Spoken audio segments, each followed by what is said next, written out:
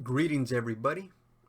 It's Tuesday, May 30th, 2023, and I'd like to quickly compare how much you would earn from buying a T-bill versus selling puts on Merrill Edge.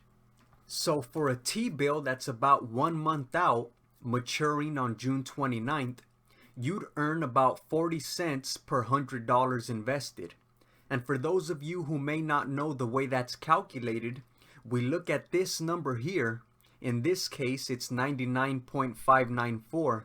And what that means is that for every $100 that you're willing to invest in a T-bill, you only have to pay $99.59.4 for it, leaving you with about 40.6 cents of profit.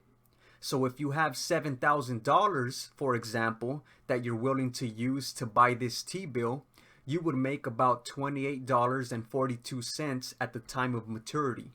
Now with those same $7,000, you could sell a put option that expires 1 month out on June 30th for XLE, which is an energy ETF, and you'd get paid $66 up front, which is more than double what the T-bill would give you. Now, are options riskier than T-bills? Well, if you're not very familiar with selling puts, let me quickly tell you what this means.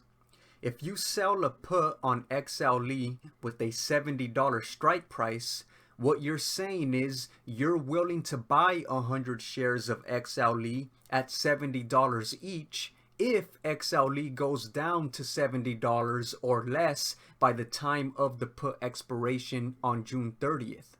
So right now, XLE is at $77.42. So in order for it to go down to $70, it would have to drop by 9.5% during the month.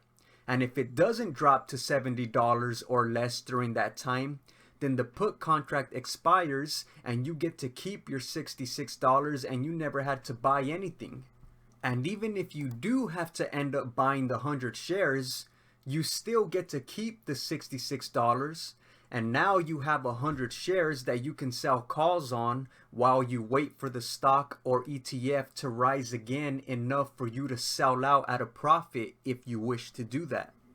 Now, different stocks and ETFs have different premiums.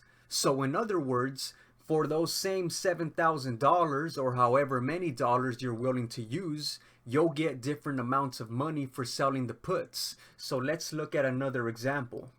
If you're willing to set aside $2,500 to sell a $25 put on Bank of America that expires a month from now, you'd get paid $21. Those same $2,500 would only get you $10.15 from a T-bill. For the last example, let's choose Google. If you set aside $11,500 for the 115 put, you'd get paid, coincidentally, $115. With the T-bill, those $11,500 would only get you paid $46.69 at the end of the month.